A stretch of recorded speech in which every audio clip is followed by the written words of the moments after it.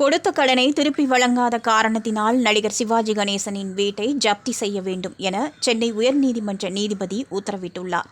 இது சினிமா வட்டாரத்தில் பெரும் புயலை கிளப்பியிருக்கும் நிலையில் இதன் கடன் விவகாரத்திற்கு பின்னணியில் இருக்கும் பல விஷயத்தை தயாரிப்பாளர் பாலாஜி பிரபு கூறியுள்ளார்.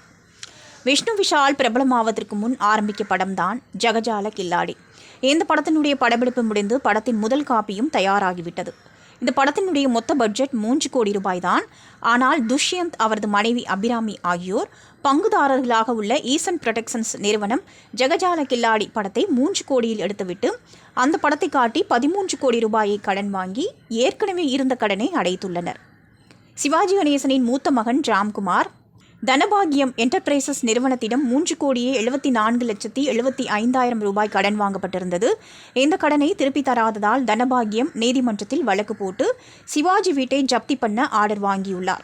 அவர் மட்டுமல்லாமல் இன்னும் சில முக்கியமான சினிமா ஃபைனான்சியர்கள், சேட்டிலைட் ரைட்ஸ், OTT உரிமம் என பலர் இந்த படத்திற்காக பணம் கொடுத்துள்ளனர். அவர்களும் சிவாஜி வீட்டை ஜப்தி செய்ய வேண்டும் என்ற ஆர்டருடன் காத்திருக்கிறார்கள். பூனைக்கு யார் மணி கட்டுவது என இருந்தது. அந்த வேலையை தனபாகியம் என்டர்பிரைசஸ் செய்துவிட்டது. 2005ஆம் ஆண்டு சிவாஜியின் குடும்பம் மிகப்பெரிய கடன் சுமையில் சிக்கியது. அனைத்து சொத்துக்களும் கைவிட்டு போகும் நிலைக்கு வந்தபோது ராம்குமார் மற்றும் பிரபு இருவருமே ரஜினிகாந்தை சந்தித்து குடும்பம் கஷ்டத்தில் இருப்பதை எடுத்து கூறி ஒரு படத்தில் நடித்து கொடுக்கும்படி கேட்டுக்கொண்டார்கள். அப்போது ரஜினி அதை பெருந்தன்மையோடு ஏற்றுக்கொண்டு சந்திரமுகி படத்தில் நடித்தார். சந்திரமுகி திரைப்படம் மிகப்பெரிய அளவில் வெற்றி பெற்றதை தொடர்ந்து சிவாஜியின் குடும்பம் கடனிலிருந்து மீண்டது. ஆனாலும் அதன் பிறகும் கடனில் சிவாஜியின் குடும்பம் சிக்கியுள்ளது. அதற்கு காரணம் என்னவென்றால், சிவாஜி சம்பாதித்து சேர்த்து வைத்ததுதான் அனைத்து சொத்துக்களும். சிவாஜிக்கு பிறகு பிரபு நடித்து சம்பாதித்தார். ஆனால் பிரபுவுக்கு பிறகு அவரது குடும்பத்திலிருந்து எந்த வாரிசுகளும் சினிமாவில் பெரிதாக பிரகாசிக்கவில்லை. ஆனால் ராஜபோக வாழ்க்கை வாழ்ந்து பழகியவர்களுக்கு இறங்கி வர முடியாததால் கடனை வாங்கி ஆடம்பரமாக குடும்பத்தை நடத்தி வருகின்றனர். சிவாஜி இல்லம் 53 சதுர அடி கொண்ட பெரிய பங்களா.